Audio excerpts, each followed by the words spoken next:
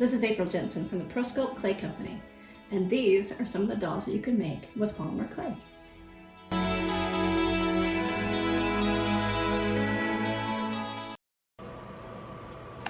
Hey guys, just want to give you a sneak peek at how this Grinch is coming along. I still need to finish up his head and do a little bit of adjustment on his base, and then of course we'll paint him.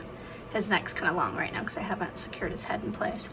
But that's kind of how he's coming along, and I'm going to be making him something cute to hold in those hands too, and I'm going to let that be a surprise.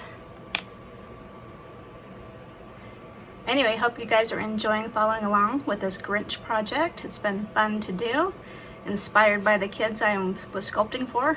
They wanted me to see what I could figure out Grinch-wise. So anyway, hope you're enjoying this Grinch project. See you soon.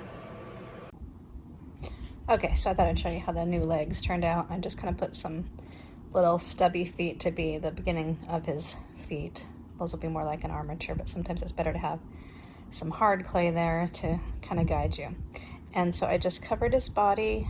Some things to note, or he's got a really low pot belly that kind of then slopes back into his legs. His legs are pretty skinny. I gave him a little bit of knees by just pushing on the clay here. And then on the back right here, just with my finger, just to kind of shape those sausages just a little bit. His bottom's then pretty flat as well. And then his shoulders face forward. Now you can see I got a little bit close here. I kind of ended up reshaping him a bit to thin him out just a little bit more. And some areas I got really close to the ultralight clay underneath. You can see it poking through. But so what I'm going to do now is I would like him to be more smooth in this, but rather than try to do some sanding, because this would be so much sanding, and plus these areas need to be filled in, I'm going to show you another trick, which is to use some clay. And you can either use your liquid clay, which is what I'm going to do for the most part, or you can also use some smoothing oil, because this oil is actually the same oil that is in this clay. And in fact, your liquid clay is a mix of more oil than usual, basically, into clay like this. So technically you could probably add enough oil to your clay to get it turn into liquid clay. But what I'm going to do for now is just add a bit of that. You saw the amount I kind of poured into my piece here. You want it to get very, very malleable. When I do a lot of repairs, sometimes I even add enough that it feels almost like toothpaste. But here, this is going to be more like stretchy taffy. It's not holding a big stretch, but that's okay too. And this will make it just a little bit stickier. I think I'm going to go for a dot of the oil as well. This will help this clay adhere to the hardened clay that we already have on here.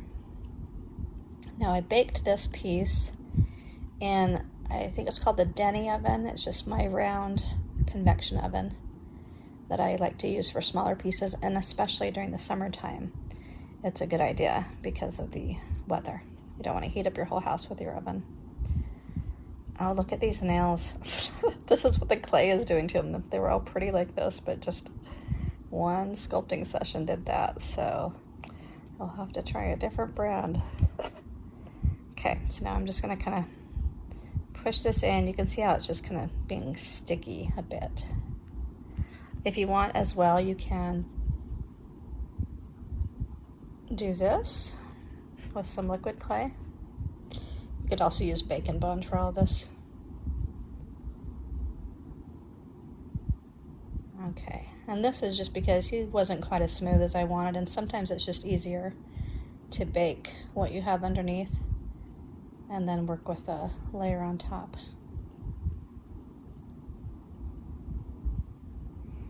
And I'm also going to add just a little bit of the oil to the outer side of the clay too, because I want it this time to actually disintegrate just slightly. It's going to help that very topmost layer to really smooth out. Now you can do this on mermaid tails especially as well. It's another time to use this application. And it's a good way to get extra smooth sculptures by baking layers like that. So there's another tip for you. Be sure to stay tuned, as I will be sharing the next sections of how to make a Grinch. So come Christmas time, you guys will be prepared for some ultra cute Christmas scenes and dolls, right?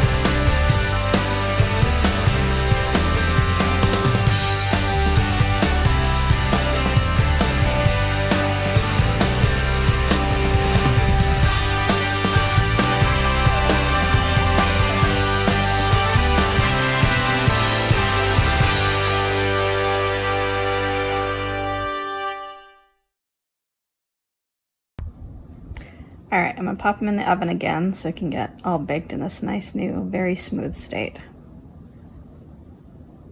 Alrighty, I got them looking smooth like I preferred. And now I'll actually add another, just a little bit of a layer to this in a coming step, so I can then draw in some furriness for him too. But what I'm gonna do next is now make some clay worms and kind of wrap them around these arms so I can then smooth them out and then sculpt them a bit.